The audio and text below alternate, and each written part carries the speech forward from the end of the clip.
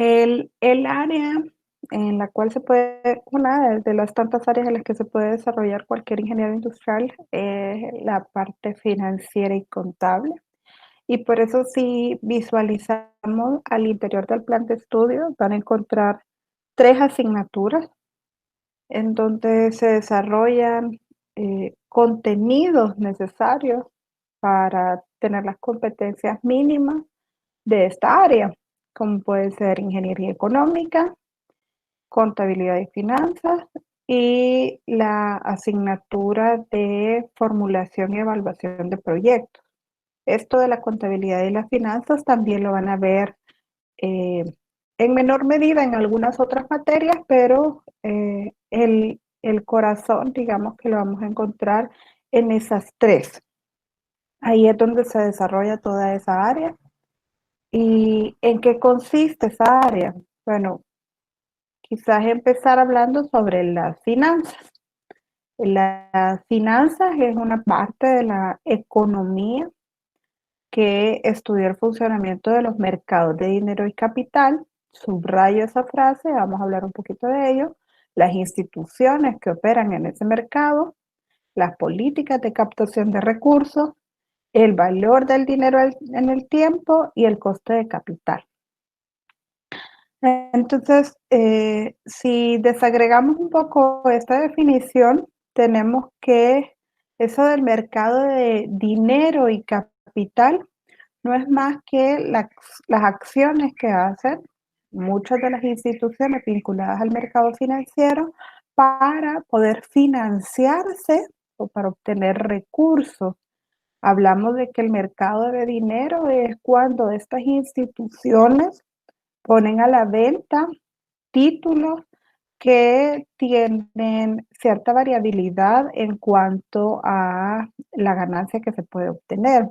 Dentro de ellos podemos hablar de los bonos, de repente lo que saca el gobierno. Yo sé que muchos de ustedes que han visto las noticias han escuchado hablar de los LETES, de los CETES, que son los certificados del Tesoro salvadoreño. Ese tipo de títulos lo que hacen es que permiten obtener dinero de otros, como que si nos estuvieran prestando dinero, a, a cambio de un título valor, un documento que dice que en un periodo de tiempo yo voy a poder recuperar lo que pagué por ese título más una cantidad de dinero, que es lo que ellos están dispuestos a pagar por ese préstamo que yo les estoy haciendo.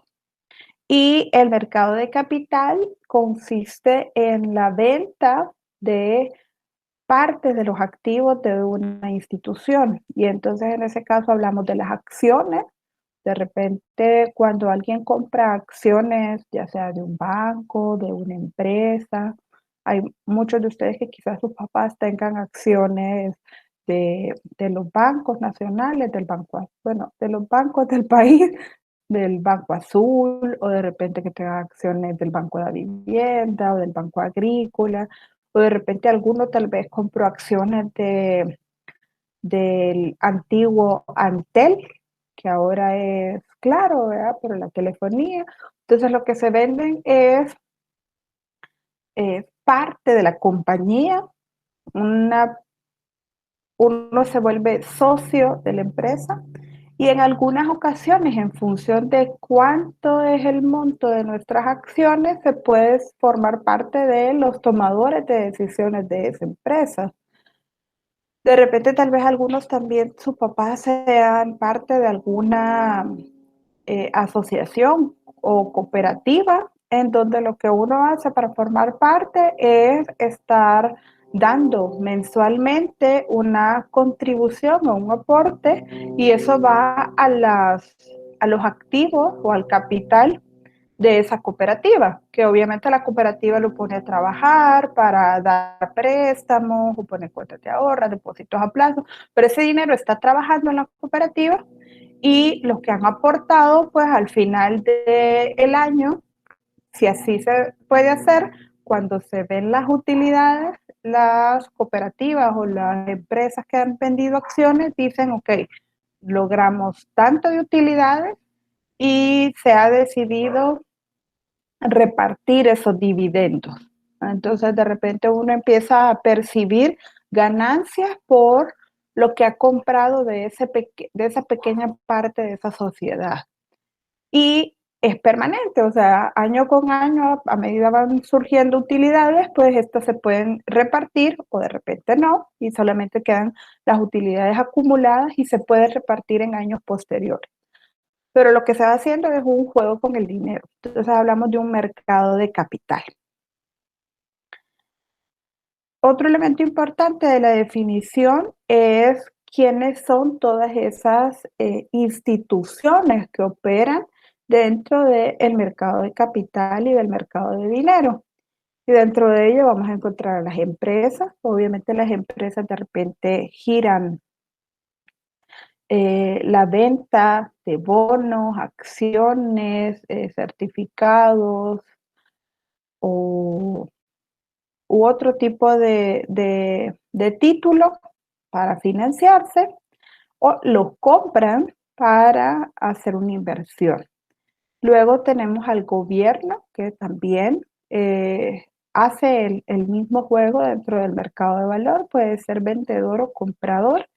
Y finalmente las instituciones financieras, que por lo general son quienes apalancan a estos dos primeros elementos en cuanto a obtención de recursos.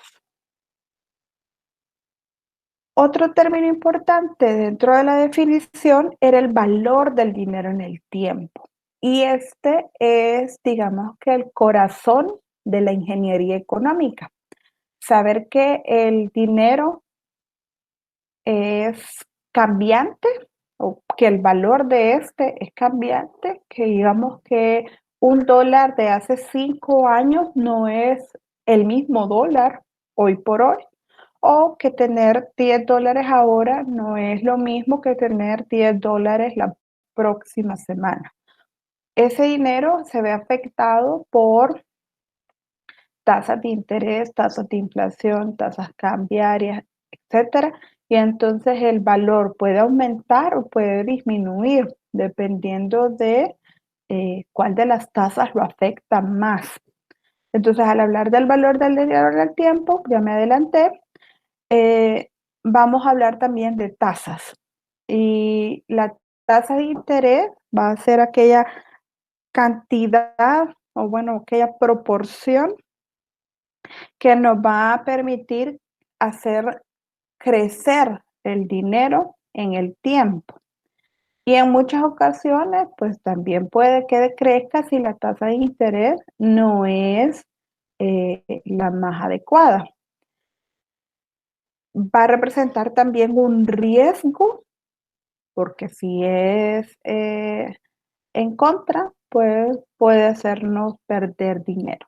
La tasa de interés la vamos a ver vinculada a cuando nosotros hacemos depósitos, cuentas de ahorro o adquirimos cualquier producto bancario, de repente un crédito, una tarjeta de crédito, un crédito rotativo, cualquiera de todos esos productos en las instituciones financieras están afectadas por tasas de interés que son fijadas por la institución financiera y que son reguladas por un ente a nivel nacional. En el caso nuestro es por la Superintendencia del Sistema Financiero. Entonces esas tasas nos pueden eh, generar una retribución en el tiempo, porque si es una tasa positiva o si lo que yo estoy haciendo es guardando mi dinero para que el banco lo maneje, pues al final yo puedo tener una ganancia. Pero si lo que estoy haciendo es adquiriendo financiamiento a partir de una tarjeta o de un crédito o lo que sea, entonces en ese caso lo que representa es el, la proporción que yo debo de pagar por hacer uso de ese dinero. Y entonces puede representar un riesgo porque si estamos hablando de una tasa de interés excesiva, al final puede que mi nivel de endeudamiento sea tan alto que no logre pagar lo que he prestado y termine con una deuda más grande de lo prevista. A ver, dentro de las tasas también tenemos las tasas de impuestos, que muchos de ustedes ya han escuchado de ellas. básicamente a nivel nacional se establecen impuestos que se deben de pagar en carácter de gastos públicos, en carácter de municipalidad, de repente hay impuestos por la renta, hay impuestos del intercambio de valores inmuebles, que sería el IVA, en fin, hay una gran cantidad de impuestos que, que afectan los valores del mercado, de los bienes y de los servicios, y pues que van a hacer que nuestro dinero al final pierda o aumente su valor. Y finalmente las tasas cambiarias, que lo que indican es cuánto representa mi cantidad de dinero si yo lo cambio de divisa, es decir, si hago un cambio de moneda. ¿Cuánto es $10 si yo los quiero convertir en euros? Entonces ahí hay una tasa cambiaria a la que yo le debo de aplicar y que por lo general día con día cambia. Entonces de repente uno tiene que estar, si quiere cambiar unos euros, pues uno tiene que estar más pendiente de cuál es la tasa de cambio para hacer el cambio cuando más le favorezca, porque de repente baja la tasa y pues puedo recibir menos de lo que esperaba y de repente aumenta y puedo recibir más. Ahora, dentro de la ingeniería económica también es importante tener en consideración que lo que se estudian son flujos de efectivo y lo que vemos es cómo el efectivo en el tiempo va cambiando, van surgiendo cantidades de dinero y van saliendo, es decir, hay entradas y hay salidas. Cuando hablamos de flujo de efectivo, pues también en muchas ocasiones lo podemos conocer como el cash flow, que es muy importante para las empresas. Ellas constantemente están evaluando cómo es que va fluyendo el dinero y a partir de esos flujos de efectivo se pueden hacer análisis económicos a partir de algunos parámetros de evaluación. De repente ya más adelante cuando entren en materia van a encontrarse con términos como la tasa interna de retorno, que lo que nos dice es qué pasa si yo traigo todas esas entradas y salidas de efectivo a un solo momento en el tiempo, que por lo general es el hoy o el periodo cero, y cuánto sería la tasa a la cual ese dinero podría venir acá. Entonces, si esa tasa es mayor que la tasa que se ha establecido como aceptable dentro de la empresa, pues decimos que ese flujo de efectivo que puede representar un proyecto de inversión es apropiado porque nos está generando más rendimiento del que esperamos. Por eso se llama tasa interna de retorno, para ver cuánto es lo que nos retorna. De ahí también pueden existir indicadores como el valor actual neto o la VAN, que lo que nos indica es, bueno, si todo ese dinero lo traigo nuevamente al valor presente, ¿cuánto dinero representa? Si al traerlo al valor presente ese dinero es positivo, eso quiere decir que esa inversión me va a generar ganancia. Mientras que si al traerlo al presente es un valor negativo, lo que implica es que esa inversión va a ser solo salida de dinero y va a ser una pérdida. Entonces, no es conveniente. Adicionales a estos dos elementos, pues vamos a tener las relaciones costo-beneficio, podemos tener el ROI, en fin, una serie de indicadores financieros que se construyen a partir de estos flujos de efectivo y que nos permiten evaluar si económicamente un proyecto, una inversión o lo que estamos planificando de aquí a un periodo de tiempo es apropiado o no en cuestiones económicas. Y entonces en general podemos decir que la ingeniería económica, que es un elemento importante dentro de las finanzas, es la especialidad que va a integrar los conocimientos de ingeniería con los elementos básicos de la microeconomía, que serían las partes de los flujos de efectivos, la evaluación económica, el valor del dinero en el tiempo, con el fin de elaborar proyectos innovadores que permitan una mejor política económica, ya sea en las empresas como en el desarrollo nacional. Entonces, al final, la ingeniería económica, pues lo que vamos a combinar es la economía a nivel micro, porque en la economía vamos a ver que existe macroeconomía y microeconomía, pero lo sería a nivel micro, y vamos a buscar que cualquier persona que emplee la ingeniería económica, al final lo que obtenga es una decisión, pueda tener los insumos necesarios para tomar una decisión que le permita, ya sea seguir un proyecto o no, invertir o no, en fin, dependiendo de qué es lo que se está estudiando, nos permite decidir un camino a seguir para poder manejar bien los recursos económicos que tenemos. Ahora, con respecto a la contabilidad, decimos que esta es una ciencia o disciplina encargada del análisis a través de estados contables o a través de estados financieros, cuyo propósito es poder estudiar, medir y analizar todo el patrimonio y determinar en qué estado se encuentra la economía y las finanzas de una empresa.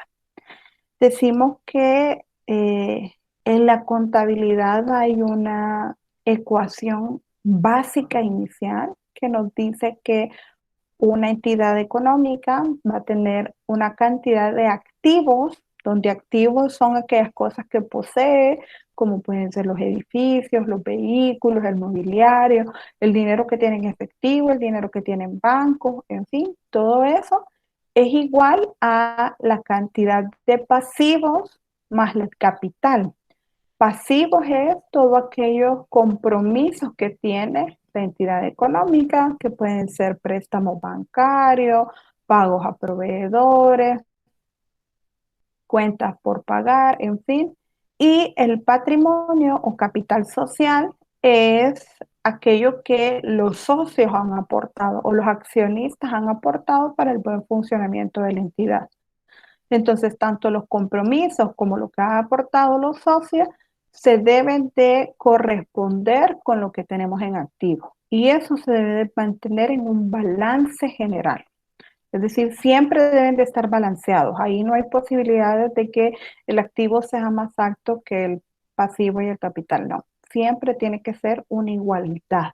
Entonces, básicamente, a partir de ahí es de donde trabaja la contabilidad, manteniendo el equilibrio en esa ecuación. Esa ecuación obviamente se puede ir haciendo cada vez más detallada porque yo puedo detallar el capital social y incorporar elementos de utilidades, utilidades retenidas, utilidades del ejercicio. Y entonces ahí van incorporándose elementos como los ingresos, los gastos, los costos, y vamos ampliando esa ecuación, pero al final lo que buscamos siempre es mantener ese balance. En En cuanto a contabilidad, podemos decir que también lo podemos entender como un sistema de información. Y decimos que posee entradas que por lo general son los registros de las transacciones que hacen las empresas. Es decir, cada que una empresa hace un pago o emite una factura, pues se registra una transacción. No es necesario que haya un intercambio de dinero con el simple hecho de emitir la factura, aunque no se haya cobrado aún, ya hay una transacción efectuada. Entonces, todos esos documentos que me van permitiendo registrar el movimiento de recursos al interior de una entidad financiera, conocemos como las entradas. Posteriormente, esa entidad económica va a tener que procesar esas entradas. Lo que hace es registrarlas en el libro diario, es decir, ir haciendo los asientos de las partidas, de los movimientos que se hacen. Luego se trasladan al libro mayor. Posteriormente se hacen los ajustes y los cierres de comprobación. Y finalmente tenemos salidas. ¿Quiénes son esas salidas? Son los estados financieros. Cuando hablamos de estados financieros, hablamos del estado de resultados, del balance general, de las notas a los estados financieros, en fin. Hay un legajo de documentos que las empresas deben emitir por lo general cada que terminan sus periodos fiscales o contables, que por lo general son años. Y entonces cada año están emitiendo ellos esta serie de documentos que la deben de presentar a las autoridades gubernamentales, que es lo que conocemos como el fisco, el Ministerio de Hacienda.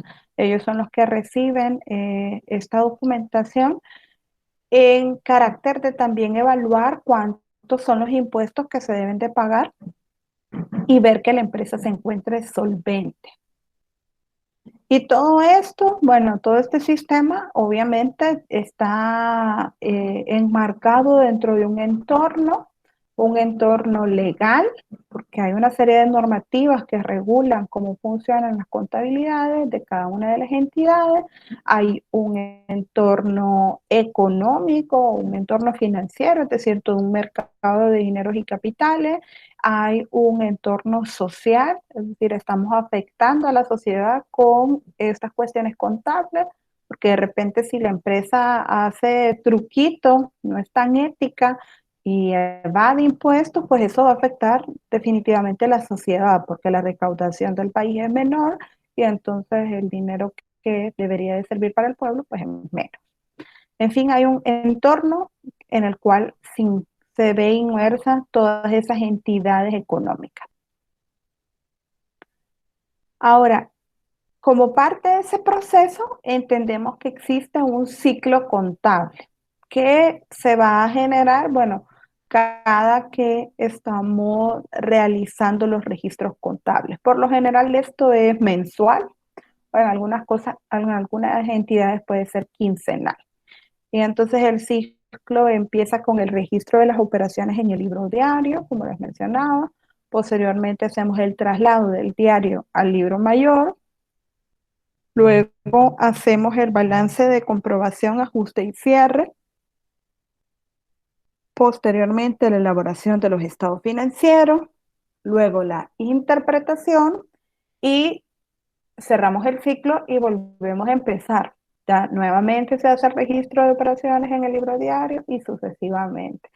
Entonces hablamos de que esto es un ciclo porque definitivamente a medida van avanzando los periodos contables, pues este proceso se repite constantemente.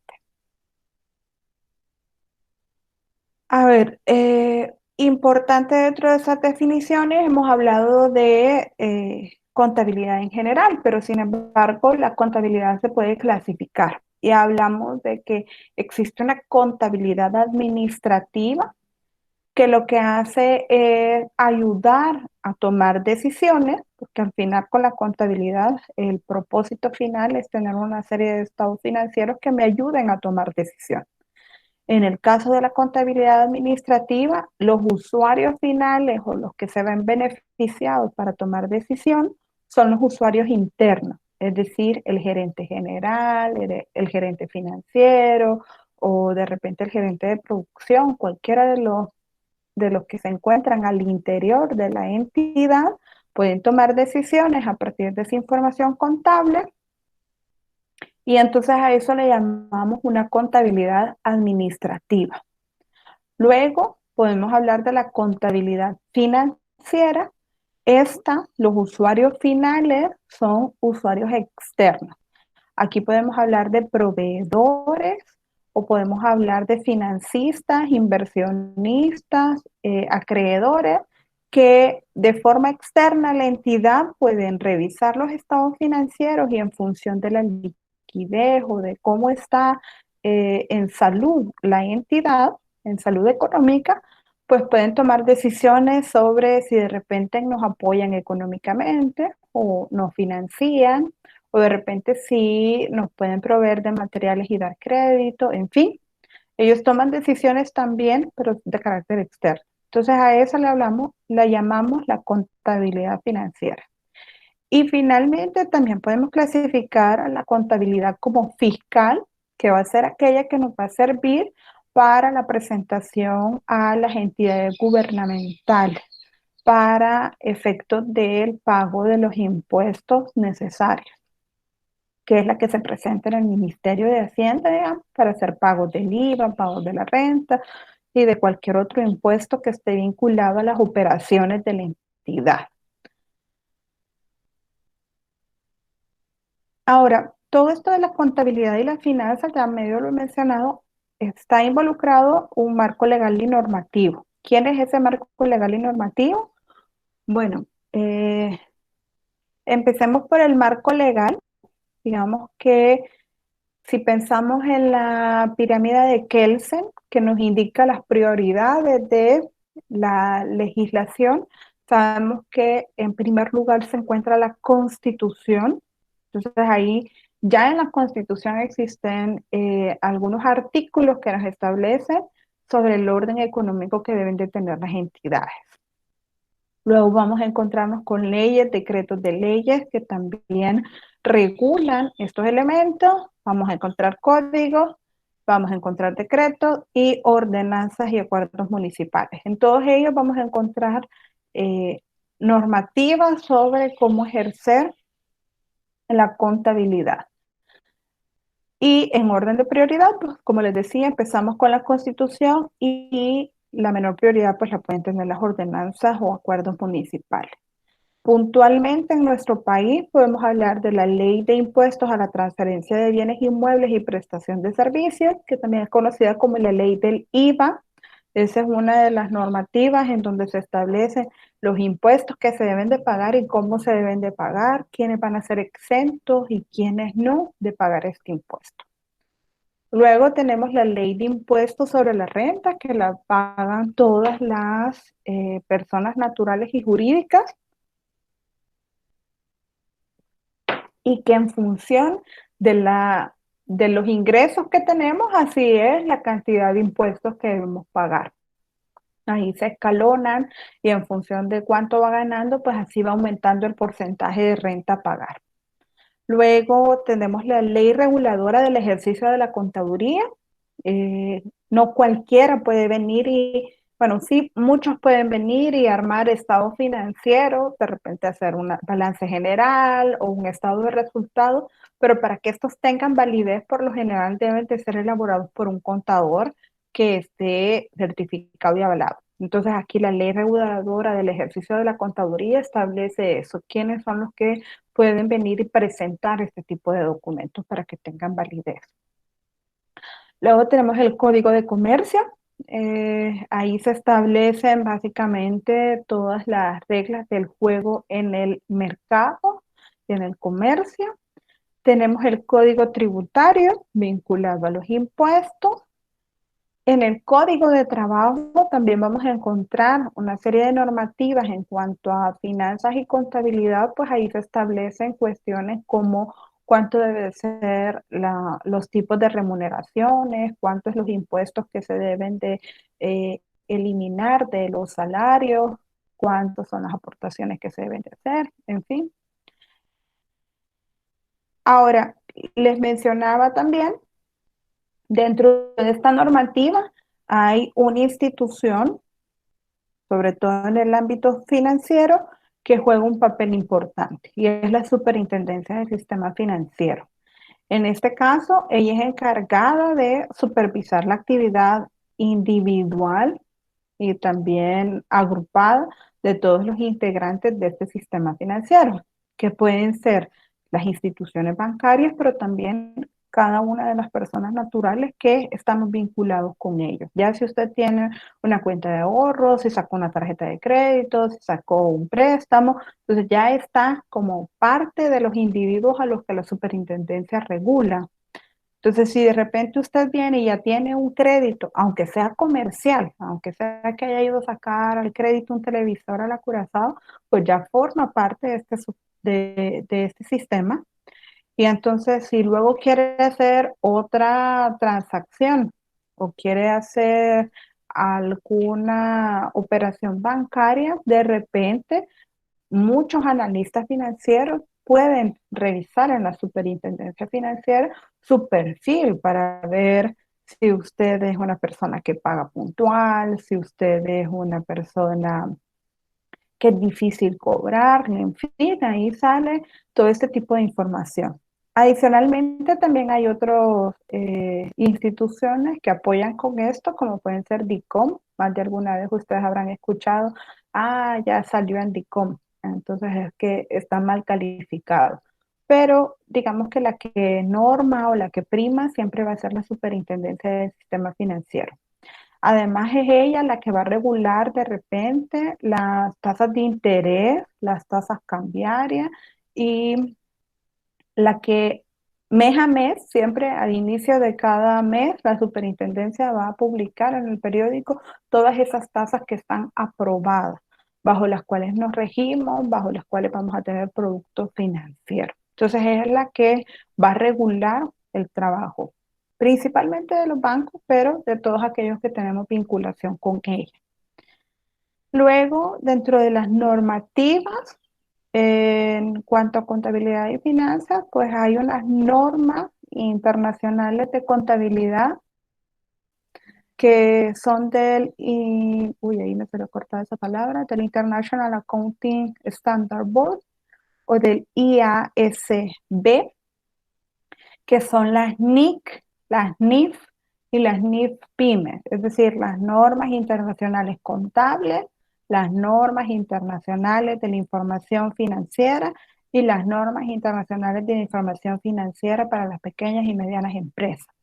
Aquí en este conjunto de normas se establecen todos los axiomas que van a regir la contabilidad, se establecen también todo el marco conceptual de la contabilidad, se establecen cómo deben de elaborarse los estados financieros, unas propuestas de los catálogos de cuentas que se deben de tener, en fin, es como la ISO, pero para la contabilidad. Es un estándar a seguir. En nuestro país, a partir del 2004 fue que adoptamos estas normativas. Antes del 2004, desde el 1983 más o menos hasta el 2003, el país trabajaba con una normativa propia, una normativa nacional de contabilidad. Pero a partir del 2004 se sumó a las normas NIF y entonces, al igual que muchos otros países, trabajamos con esta normativa. Dentro de la normativa, les decía, existe un marco conceptual de la información financiera. ¿Qué es lo que muestra este marco conceptual? Bueno, parte de un centro que son los estados financieros, los cuales son elaborados para un conjunto de usuarios y sus necesidades. Estos usuarios pueden ser internos o externos. Tiene unos objetivos puntuales que básicamente es permitir la toma de decisiones a partir de la construcción de estos estados financieros y tienen unas características cualitativas, como pueden ser la comprensibilidad, la fiabilidad, entre otros. Estos estados financieros están vinculados a unas hipótesis fundamentales.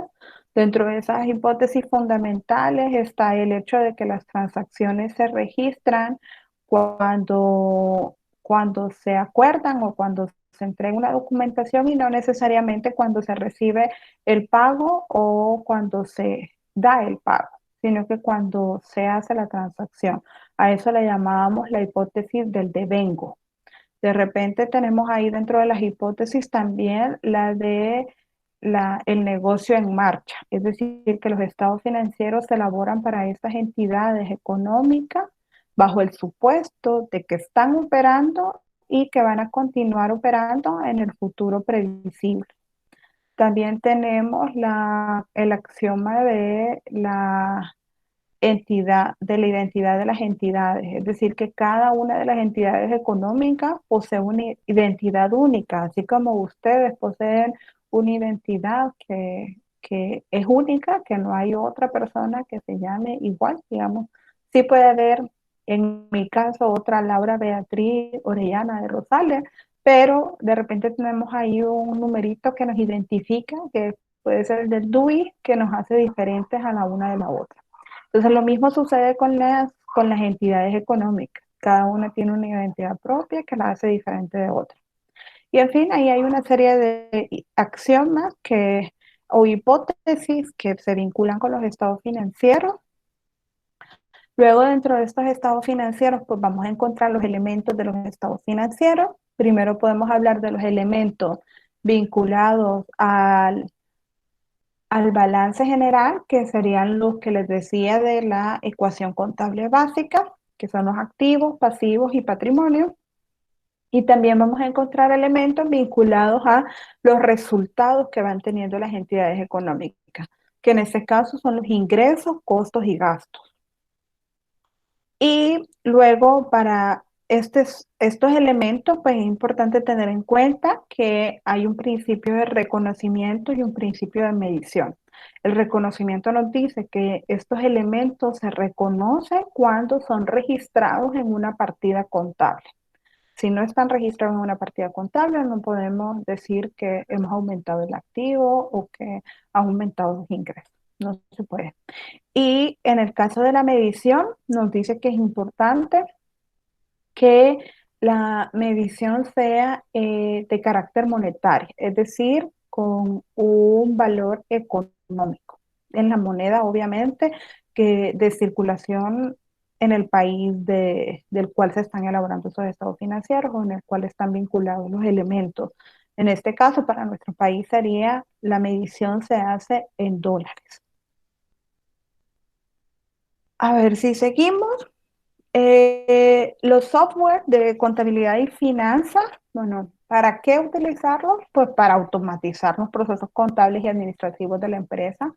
Definitivamente, de repente quizás ha habido un poco de temor por parte de los contadores porque pues el trabajo de ellos desde un principio quizás ha sido mucho de manual, o bueno, muy manual. Incluso si pensamos en dónde surgió la contabilidad, pues nos podemos remontar allá por los egipcios, bueno, la edad antigua, y hablamos de los escribas que eran los que iban anotando ahí qué transacciones se iban realizando. Entonces, a la fecha, pues tenemos muchos contadores que ellos van elaborando las partidas en un libro real y pues si no, las empresas se van modernizando y luego estos libros diarios, libros mayores, pues cada vez van siendo algo más sofisticados. Están en un software, están en la red y cualquiera puede tener acceso a ellos. Bueno, cualquiera al interior de la entidad. Dentro de esos software podemos hablar quizás a manera general de las integraciones que tenemos en los ERP. Y en el caso de los ERP, bueno, pues son un software que me sirve para manejar todas las áreas operativas de una empresa. Ahí está compra, venta, logística, remuneraciones, que puede ser planillas en recursos humanos, los indicadores, llevar la contabilidad, producción, tesorería. Entonces, en general, puedo utilizar un ERP para llevar la parte contable y de esa forma vincularlo con todos los otros elementos que se están realizando al interior de la empresa.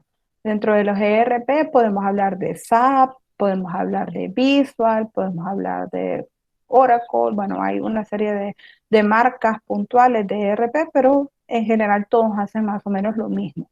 Y las empresas pueden ir comprando módulos. De repente, pues, una empresa le puede interesar nada más el área de producción.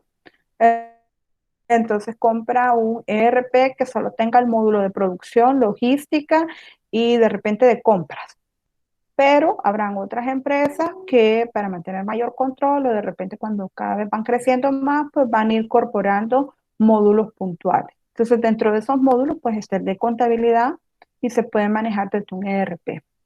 De ahí otro tipo de software especializado, pues cada empresa como cada empresa puede hacer variaciones en su catálogo de cuentas, pues cada empresa también puede crear su propio software para el manejo de la contabilidad.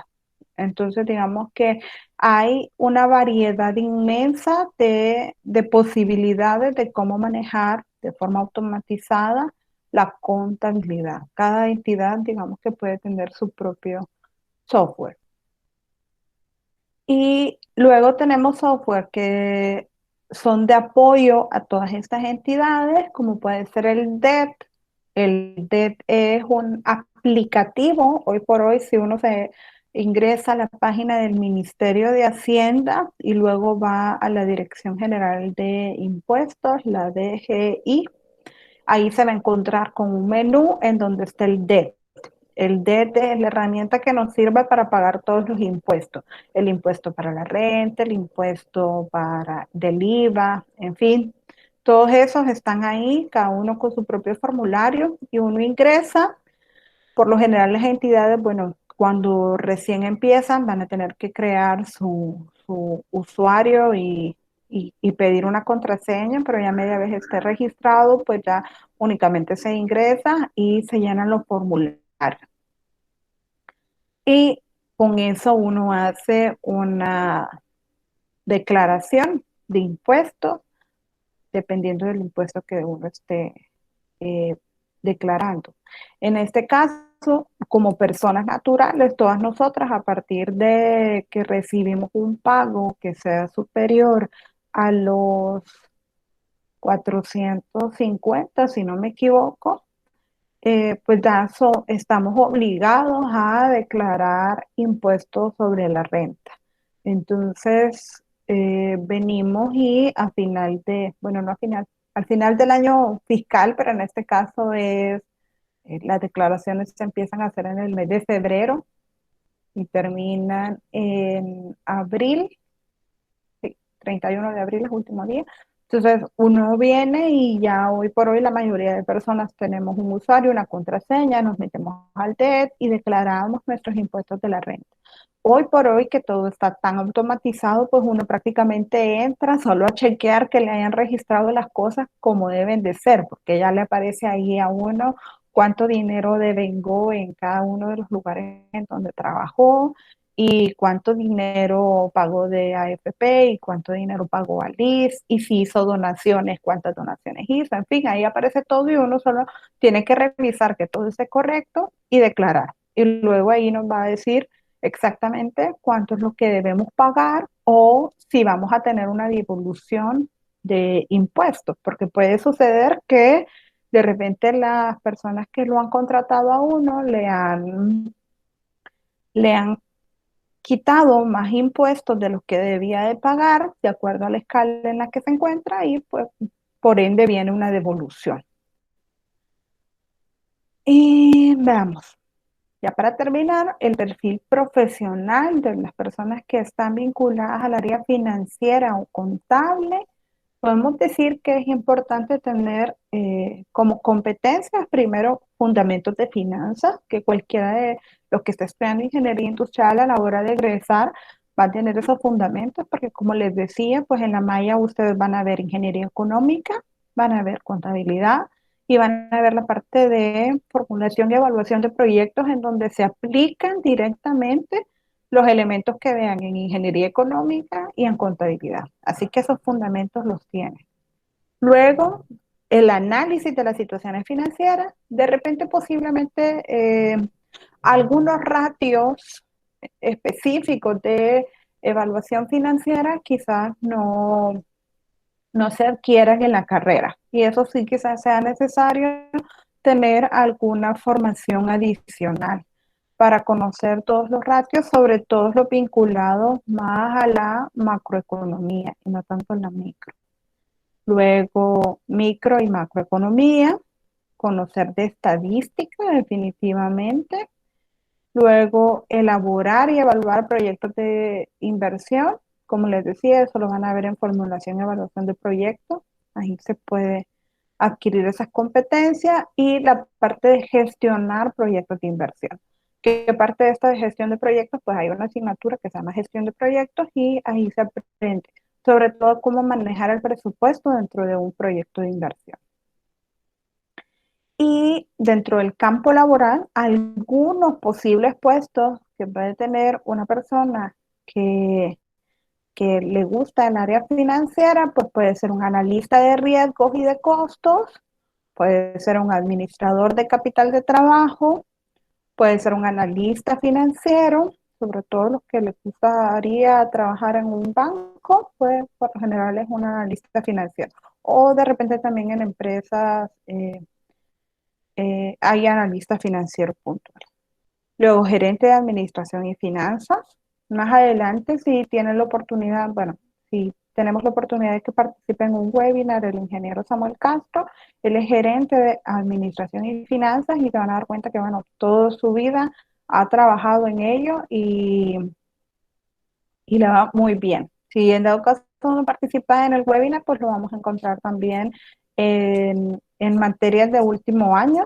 Con él pueden llevar, ya sea si deciden llevar curso de graduación en lugar de trabajo de graduación, pues se pueden encontrar ahí al ingeniero Samuel Castro, y si no, en cualquier materia de las de los últimos años. Y se van a dar cuenta que tiene mucha sabiduría en el área financiera.